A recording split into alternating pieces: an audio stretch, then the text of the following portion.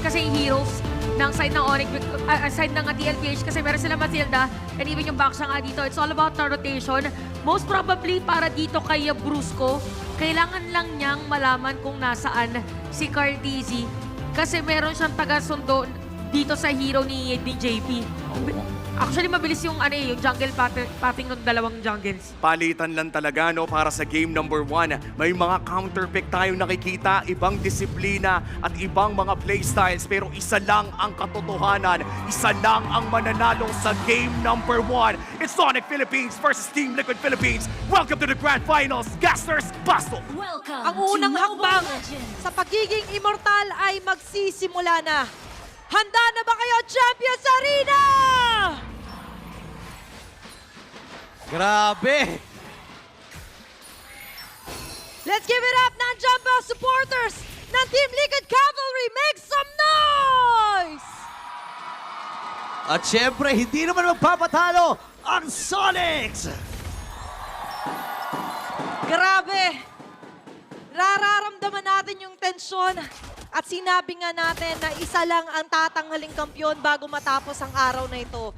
Pero balikan natin muli dito sa Sonics or Onyx, ilalabas si King Kong yung kanyang Lancelot. Mukhang ito yung pinaghandaan ni King Kong sa buong regular season. Lumabas yung weakness ng Onyx Philippines, yung inability nila na i-flex si King Kong na kapag umabot ng second phase at wala na silang jungle hero, doon sila napupuruhan. Pero ngayon may sagot sila laban sa Liquid Philippines. Lancelot pa sa harap ni Carl Tizzy. Yun nga eh, imaginein mo Carl Tusok, pinapakitaan mo ng Carl Tizzy. Sobrang iconic talaga ng hero na yan. And meron pa nga siyang skin, di ba? Ng Tusok. Sa kanya pa yan. Sa kanya nahahalin tulad di ba? Kumbaga may Filipino translation yung teasing nga, sabi ni Chantel, tusok talaga yon. Pero ngayon, nakita natin yung harapan. Of course, onto the top lane, kailangan din natin bantayan dito si Kelra at si Hoeb. Alam naman natin si Kelra may MSC title to.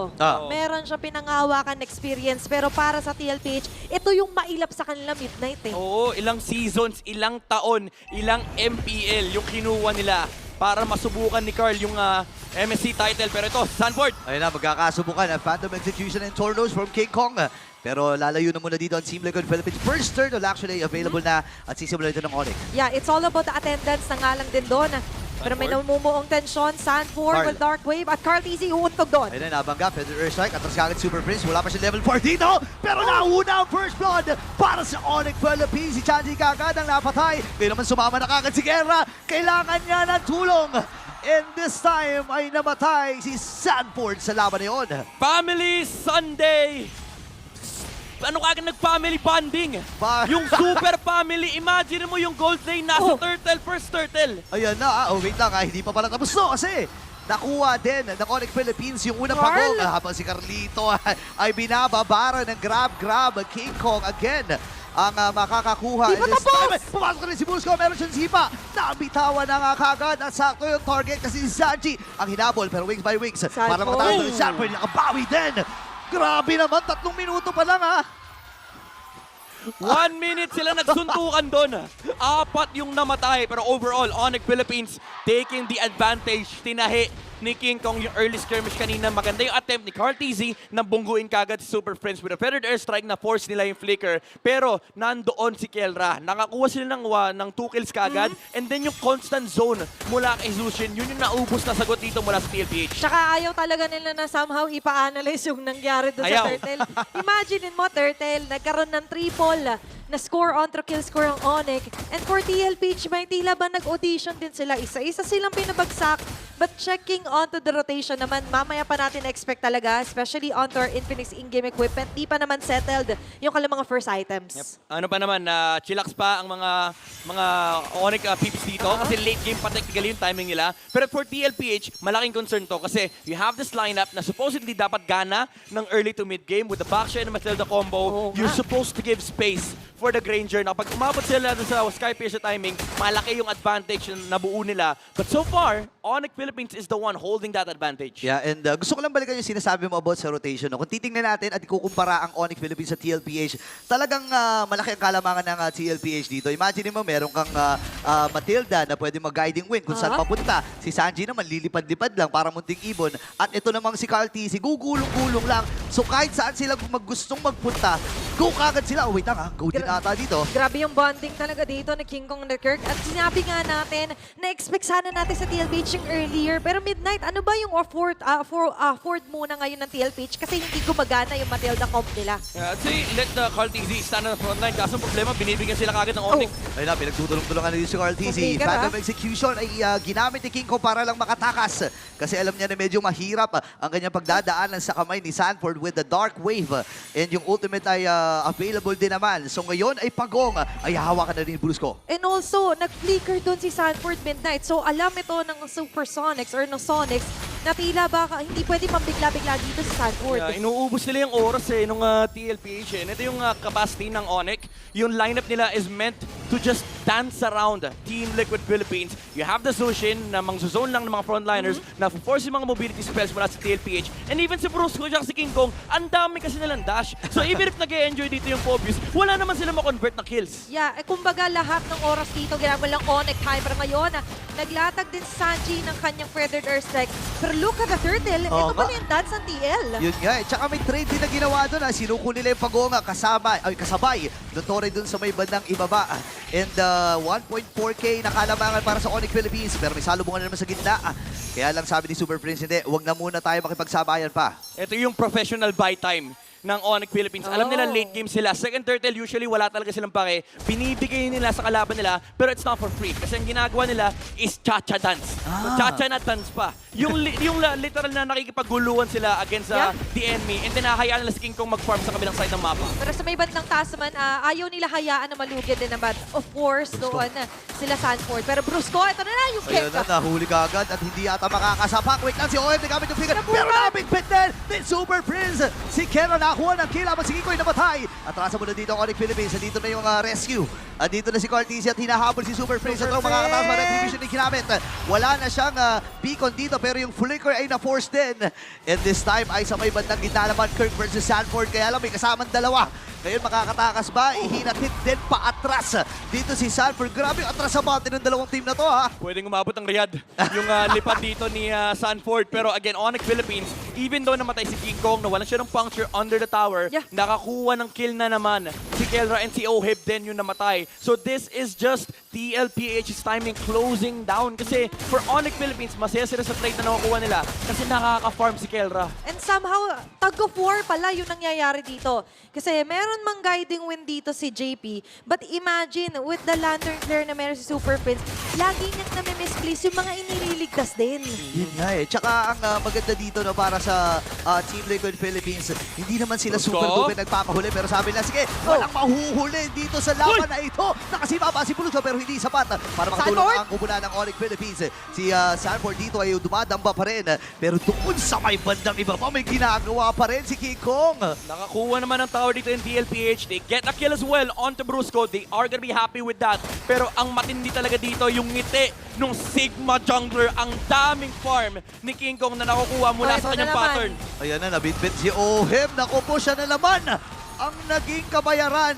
Habang gulo-gulo si RTC ang magiging punta si Kera. Wala kaganap pa parehas na main damage dealer na magkabilang kubunan. Si Super Prince binababaran lang na natin pa yung kanyang mga kalaban. Pero mamamatay pa rin siya. JP makakaalpas. Ngayon nakasaling daw yung grab. King si Brusco. Ito na tamakahina. Pinipirmahan ni King Kong. Ngayon naman nandun yung Dark Wave. Pasok si Cartesi. Tatakas pa din si King Kong. Paano bigyan yung gamit niya. Pero si JP magbibigay lang ng extra shield with a guiding wind. Si King Kong ay namatay sa kamay ni Carl. Primal Instincts from TLPH. Pindutan malala. Hindi naabot ni King Kong yung kanyang target. And they get a clap back against Onyx Philippines. Cartesi as well, finding Kelra on the back line. Ang laki nung kill na yun, that was Kelra being shut down And with that clash alone, extended clash yun na-eliminate nila yung gap na meron kanina ang Supersonics. Yep. Pero ngayon, babalik tayo. First Lord na kanilang pinagkakaguluhan dito, Burrito. Ayan na, nakuha na yung unang Lord ng laban. Bruce Coleman, ang magiging target, hinahabol ni Oheb. Pero doon sa kabilang panig, si Kirk ba ay nagamit na rin yung kanyang spread. Hahabulin si Carteezy. Meron ba siyang grab? Yes sir, pero go nga ba? Ang Onyx Philippines dito, hindi. Kasi babasagin lang din yung Torres sa gitna. TFPH getting good recovery from Onyx Philippines. Oheb getting a lot of Wow. kills na pampabawi niya rito. Ay nakinagandahan dyan, may mga numero yung Sky Piercer niya ngayon. So for Onyx Philippines, hindi na sila ganun kasaya kapag mababa pa na yung mga HP nila kasi kahit makipagsayawan sila, isang baril lang, isang kalabit lang ng bala mula kay Oheb ay pwede sila maging kwento. Nung una talaga, to be honest, diba, TLPH, nag-struggle sila na pagkanahin nga yung Matilda onto the early facing. Pero yung mga extended clash pala yung pinakasusi nila dito para mabaliktad. Yes, kasi kapag nawala yung kapag na-burn yung heavy crossbow dito, pwede makapaglaro si Carteezy sa unahan dahil napakakunat ng back shot. Oo. Tulad ng ginagawa niya ngayon, napakataas na ng kanyang sustainability, especially with this blade armor. Yung mga damage ni Kelra at ni King Kong, nakikiliti yung Ayun gulong pala, oh. ni Carteezy. Grabe, napakakuna talaga, no? Parang gulong ng truck kung habulin. Itong si Carteezy. Alam mo yung gulong ng truck, no? Kahit sipa-sipain mo, kaya suntok-suntokin mo yung parang wala. Mati kasi ikaw pa masasaktan Ikaw pa masasaktan eh. Oo, kumbaga hindi mga pako, mga tinik ng isda yung mga Oo. dinadaanan niya dito kapag wala nga yung heavy crossbow. Yep. And as we mentioned, balik tayo sa damage dealt naman. Kanina struggling si Sanford, pero siya yung highest ngayon, ha? Yeah, kasi yung ano dito, no, yung mga frontliners ng Onyx na sustain na ng Phobius dito for TLPH. And naa-allow na rin na yung TLPH kapag sumusugod dito, kailangan na isipin ng Onyx Philippines kung mag-i-engage sila o hindi. Kasi si Carteezy kanina pa, inuuna niya rito yung mga yung mga supporting cast, inuuna niya sila Super Prince, inuuna niya sila King Kong. Kasi pwedeng siya ilabas ng guiding wind. Hindi sila matatakot basta-basta. But for the Onyx naman, kanina lamang na sila. Pero ano ba yung bit of a struggle ngayon? Kasi kahit si King Kong nahihirapan dumash out eh. Yung conversion into damage, kahit pa sabihin natin pwede nilang i-kite yung mga heroes dito ng TLPH. So far kasi, yung mga targets na nasa harap ng Onyx dito, ang kukunat eh. Literal Brusco Brothers, yung Baksha, yung Phobius, allowed lang silang gawin yung mga gusto nilang gawin kasi nga may guiding wind pa, may shields pa nanggagaling mula kay JP. Tapos, yung commitment nila hindi ganun kadali kasi kapag tinamaan sila ng stun, ang daming burst na pwede manggaling sa liquid, especially coming out from Oheb. Yun nga doon, laking problema talaga or ang daming problema na kailangan mong atupagin Oo. dito sa Onyx Philippines. Kasi bukod sa mabilis yung rotation nila, mabilis sila makaresponde dun sa mga teamfights, ang bilis din ng nagiging action kapag may mga teamfights sila na nililinis. And looking at the Infinix in-game equipment, Midnight, kaya rin naman masakit na dito si Sanji. Ito na naman yung pasugod talaga kasi naka-glowing one na nga. And imagine, di ba, wala na siya kakatakutan masyado. Yeah, may Genius Genius 1 pa, Wand. additional penetration, and si Kelra dito hindi pa tapos yung kanyang Malefic gun. So wala pa yung penetration versus the Blade Armor, and also against the defensive capabilities of the Phobius. Dominance Ice nga lang eh. Yung hawak ni Sanford, panlaban nito kay Kelra. Pero kasi, ang ka-1v1 ni Kelra dito, yung yung glue tsaka yung Zushi, ka-1v1, pero dalawa eh, no? Kasama. 1v1 sa dalawa. Di ba? And nakikita naman natin ngayon for TLPH, lamang sila doon sa mga extended, sustainable team fight. Pero mukhang dito rin sa mga pickups gusto nila magkaroon eh. Oo, ang bilis ng responde dito ng Onyx Philippines. Tsaka ng Team Liquid Philippines, right after nung bangga ni Carteezy, parang bang automatic na alam na ni Sanji na bitawan ko agad yung Feather Nation. Oo. Doon pa sa pinakadulo, no? Kumbaga, ginagawa nilang naglalakad na stun. Well, gumugulong. Gumugulong na yun, stun. gumugulong. Oo. Si Carteezy, kapag may tinamaan, pero strike agad. Tapos nakita mo yung damage Oo. ng Onyx. Kiniliti nila si Carl. Isang shield lang yun eh. Diba? Mula rin sa Matilda. Lalo ngayon, kompleto na yung Assault Kiras. Yeah, tumataas yung total heal. Ayan o, ayan o. Kaso ito na naman, Kelra, tatakbo na lang muna. Bandang gitna naman, nahihirapan din sila Super Friends kasi mga ganun chase, malakas yung TL. Naku, 4v5 itong laban na ito. Si Kirk ay napaspread na rin. Ngayon, magsisimula na King Kong, King ang Kong. Lord na ito. Hinahabol ata ni King Kong. King Kong Ayaw versus Carl. palapitin. Sabi ni Carl, sige, King Kong, panoorin mo kasi yung M2 World 2v2. Championship. Ganito mag-Lancelot. Wait lang si Sanford ngayon ay hinahabol. Oy, Pero, sa likod! ay, nakakuha ng kill doon sa may bandang likuran. Naku, 4v4 ang magiging laban. Yung Lord ay i-reach. Si Sanford ay mapapa-flicker. Habol din si Kirk. Ngayon tatabahan din. And available pa yung kanyang grab. At nakasampa na nga Carlito. Nakuha yung Lord. Pero may pagpakat din. Mamamatay ang gold standard. Same with this one. Super Prince ay tutumpa din sa kamay ng TL. Oh my goodness, TLPH, it started off as a mistake. Naiwan nila si Sanji sa likuran. Maganda yung nahanap na entry point dito ni Kelra, shutting down the Forza. Pero Cartezy, with a quick turn, binalagan niya yung Lord. Sabi niya, guys, alam kong sinabi ko sa inyo, chill kayo, pero huwag niyong iwan yung Lord. Diba kanina nagre-ready pa lang ako na kapalit dalawang buhay dito for the Lord para sa TLPH pero hindi sila pumayag. Oheb also going for the double kill. You mentioned Sanji making a mistake pero mission failed successfully pa nga yata yun. Oo, nag-U-turn eh. Si Cartezy sabi niya, teka lang boss, may naiwan ako sa bahay.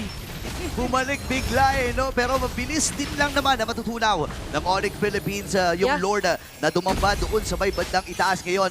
Round number 2 ba? 2.7k ang gold lead. Yeah. And JP at itong si Carlito, sila lang talaga yung umaabante at nanggugulo sa Super Fam. Pero Midnight, they're getting the right target. Naabot na nila si Sanji pero bakit struggling pa rin ngayon na yung Onyx? Wala, nung dumating yung gulong, ang hirap eh. Kumbaga si Kellet sinusubukan niyang butasan, pero sabi nga ni Burrito kanina, kahit anong sipa mo, wala eh. Hindi mo mabutas. Napakakunat nung back siya ngayon. And imagine, 2v3 yung laban kanina sa Lord. Medyo malayo lang si King Kong, kaya hindi na nakuha yung Lord. And nandoon na si Cartezy, hindi na siya nagkamali. Na-retry niya na yung Lord this time around. And this puts a big advantage to the side of TLPH kasi ngayon hawak nila yung mapa. Pero ito lumalaki na yung farm dito para kay Kelra. Ang biggest concern na lang ng Onyx Philippines is finding the right target and making sure na kapag nahanap nila si Oheb, wala si Cartezy sa teamfight. Kumbaga, yun naman yung gusto nila mangyari. Kaso nga lang, lagi hinahain ni Cartezy sarili niya. O, ako na lang lagi, ako na lang targetin nyo. Oo, napakakunat ba naman eh. Imagine, ayan tinan mo, O, diba? pinagkapas. Grabe. Ano yung Shield of Spirit. And nagpapasalo lang tinan mo, Thornlose ay nagamit din ni King Kong. And hindi man lang bumabakat dun Ayan na sa naman. HP bar ni Carl. Ayun, hinil lang pabalik. Diba? Ayun na nga yung kill. Ngayon, Sanji, Federation gamit. Si Carl Kata magiging target nila dito. Kasama naman ni Grab. Pero gugulong-gulong din si Carl. Si Carl ay pinuntang agad si Carl pero kailangan tumakas. Grabe! Kaya lang nakakuha din ang kill. Kirk ang natumba. 4v5 ang magiging laban. Naka-flow naman yung Onyx Philippines sa may bandang itaas pero pwedeng sumugod dito ang TL. And hindi pa sila tapos, lumalaban pa sila. May minion wave pa sa gitna ng lane. Onyx Philippines, can they defend? Nalinis naman with the Thorn Rose. Pero look at Cartezy. Kita mo yung teamfight kanina. Oo. Sabi niya, hahatiin ko yung teamfight ng Onyx. Tsaka Pinasok niya yung pinasok niya yung Iritel. Tsaka nandun siya sa KK connection. Anong connection? Sige, pagsasabayin ko kayong Oo. harangan. Sabi niya, wag niyong lalapitan yung baby cakes ko. Tama rin naman. Cartezy 2025, ready na sa mature roles. Grabe ka naman, Carl. Napaka-clingy mo naman. Ayaw mo na may tumatabi sa baby cakes mo. Okay lang yung pagiging seloso niya dito ay gumagana. Naging selfish man, pero pumapabor kasi to para sa Team Liquid at ngayon. Very selfish approach din talagang ganun kasi alam niya, force the Onyx Philippines, walang shredder. Oh, tsaka na-realize ko, sabi niya, tatlo tayong K. Tara, sama-sama tayo. Oh. Oy, wait lang, hinabol na si King. Ayun na naman, ayun na naman, oh. Execution ng force kagad. Cartezy. Pero si Cartezy, hinahabol pa rin niya, pero nasa lupong. Di Bruce dito, available naman yung kanyang immortality. Pero dadaba si Kirk. Siya na sa nag-absorb likod. ng damage. Kaya hindi nila alam, nandun sa may right mid. Sprint, Left mid push. Pasok si Sanford. And this time, nakasalip din itong si Kirk. Pero inilalayo lamang doon sa Super Fam. Look, Cartezy! Kaya na napagtutulungan na! Tumba si Kirk, ladies and gentlemen. 4v5 ang magiging laban. Si Super Prince, pina-flashlightan lang niya si Cartezy. Pero walang Oh my papapapigil. goodness. Grabe yung barricade na ginagawa dito ni Carl. Ayan, No oh. joke. If ikaw ang Onyx Philippines, bad trip ka na rin sa boxel to. Wait lang ha. Naku, naubos ata. Naku, wala na ata sa dash. And si King Kong, kailangan lang sidestep. Pero nandoon si Oheb at monster kill na siya. TLPH out-maneuvering Onyx Philippines. Very well covered. Hinaforce sila dito. Prince! Grabe, dalawang bagsak. Damage sa isang katutak. Diba? Talagang siksik-lik-lik na naman yung nakikita natin. And it all started na naman sa pag may napapansin si Carl. U-turn lang ako babalik. Oo. Gulo-gulo na naman. Grabe ito, na-miss ni Oheb to. Sabi niya, ganito ako nung naglaro ko dati nung nasa blacklist pa ako. 4 Protect 1. 4 na miyembro ng TLPH. Hinaharangan yung Onyx Philippines. Hindi mahanap ni Kelra yung favorite niya na 1v1 sa mga Granger. Kasi ang nasa harap niya, yung gulong ng Liquid. Oh, tsaka hindi lang yun ha. If ever man kasi na maipit si Oheb, nandiyan palagi si JP. Diba? So umaangkas kagad siya kay JP. Dad, hatid mo ako, sunduin mo ako. Iba na. Ginagawa ni Brusco yung best niya kanina nung hinabol si King Kong, hinarang niya yung sarili niya Yes. para sa kanya mauntog. Pero Midnight, with what is happening right now, they getting the lot of ideas, maganda yung targeting, pero yung struggle, ano bang pwedeng i-answer talaga dito kay Carl TZ? Kailangan talaga makahanap ng ibang angulo dito. Actually, yung solution mo kay Carl TZ is huwag mong pansinin yung backshot sa totoo lang. Kailangan nilang ma-zone yung ibang members dito, no, na para makapagbigay ng entry point kay Kelra. Siguro sipa, magical kick mula rito kay Brusco onto Oheb, pero so far kasi ang hirap gawin yan kasi kanina pa sila hinahunting ni Sanford eh. A lot is at stake doon sa sipa na yun, pero bandang baba, nagon yung puwersa ng TLPH. May Lord silang kasama dito, Burrito. Mukhang makakabasag na naman sila ng torre. Hindi makalapit yung mga miyembro dito ng Onyx Philippines. Pero sumama na rin si Sanji. Sugot. Nilayo pa yung position na yun. Ngayon si Bruce Yunman kailangan matras. Papasok si King Kong dito pero baba na ng kanyang buhay. Namatay na kagad si Monster Mage. Lord na available pa. 4v5 magiging laban. King Kong pinipilit lang tumipensa. Same with Brusco. Si Sanford ay buhay pa rin. Nagtatatalon na. And this time ay makakasalit din itong si Kirk. Ilalayo mo na din ng Team Liquid Philippines. And si King Kong, busy lamang siya. Nakikinig yung mga wave. Ang kakapal pa ng mga minions dito. Ngayon si Pedro Tracy nagamit din ni Sanji. At kailangan inumayo. Pero si King Kong ay nakapitas din ng isa. Kirk, nagiging ano na siya dito. Sinasalo lang niya lahat ng mga bala mula kay Oheb. Lalayo muna dito ang Team Liquid Philippines at upos sa mga base turnets. Makaka-defense pa ang Onyx Philippines. Magandang play mula kay King Kong, shutting down Sanji. Actually, 3 yung nag-try. Yeah. Papatay yung Farsa. Try until you succeed. Nakuha naman nila yung kill dito kay Farsa, pero super commendable nung pwestuhan ni Oheb. Tama. Hindi siya nag-overextend. Nandun lang siya sa likod ni Carl. Nasa likod siya ni Sanford. And lagi naka-ready yung guiding wind. Katulad yan na sinabi mo, you have to look at it at a different angle. Nakuha ni King Kong yung magandang angulo nga doon. Kung 3 na kayong sumubok, akong pangatlo, this is going to be the charm, kumbaga. At ngayon, for TLPH, sabihin man natin nasimot nila yung base, pero medyo delikado na nare-reach that far si Sanji. Yeah, kumbaga, may nakikita ng butas dito ni King Kong nilaro, pero konting error na lang ay, actually yun yung nakakatakot ng for Onyx Philippines. Pag nagkamali ka pa, base na lang yung naiiwan. Ang hirap nito no para sa Onyx Philippines pero hindi pa rin imposible. Nakikita na natin yung damage ni King Kong and yung right targeting mula doon sa kanyang mga puncture, tornos, phantom execution. Sobrang hirap kalkulahin yan kasi once na hindi ka makatama doon sa puncture mo, mahihirapan ka ng makaalpas lalo na. Sama-sama palagi ang TL. And you mentioned nga na hindi na nila afford yung errors man yan or window na ibigay sa TLPH kasi ipo-force na naman nga yata ito! Ayan na, sumama na kagad ang Team Liquid Philippines at diretso na sa kanilang stampede. Sanford dito, sinasalo lang yung damage. Atras mula Super Freeze, ang baba ng buhay, down to 40%. Pero si Cortese, medyo pumupunta dun sa kabilang street, pre. Hinaharap niya si King Kong, pre! Sabi niya may Lancelot dito eh. Kung okay, dito ako pupwesto eh. Parang Diba? kulang daw yung recipe. Parang may kulang nagtatago. Pero Kulang. ayun, Kulang yung K. Oo nga, no. Binilang. Kasi 3 yung K eh. Ando si Kirk, napatay na natin si Kirk. Oo. Si Kelra, nakita na natin. Ba't parang kulang ng isang K? nasan yung King Kong, di ba? At tama naman yung hinala niya.